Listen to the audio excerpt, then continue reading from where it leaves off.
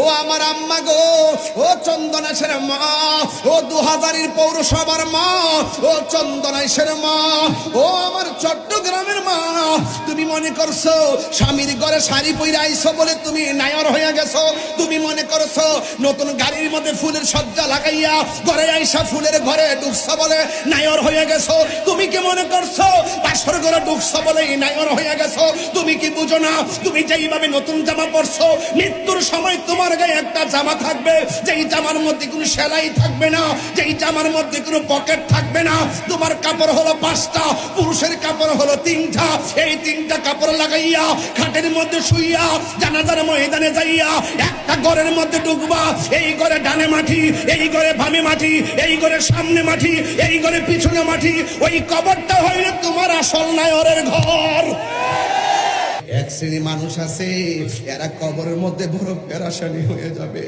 এত আওয়াজ কোথায় থেকে আসতেছে, এত আওয়াজ কোথায় থেকে আসতেছে, এমন কেন গর্জন শোনা যাইতেছে?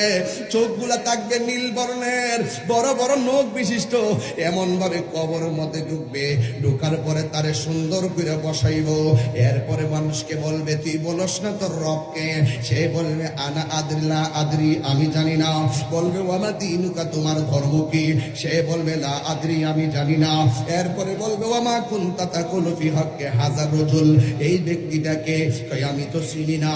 ও বন্ধু, এরপর আল্লাহর ওই ফেরেশতারা একটা রাস্তা দেখাইয়া দিবে, দেখবে ফুলের বাগান দেখা যায়। তখন 3টা প্রশ্নের ব্যর্থ মানুষটা ফুলের বাগান দিকটা আনন্দ করবে। ওই মুহূর্তে ডাক দিয়া বলবে মাশাআল্লাহ, কত সুন্দর বাগান।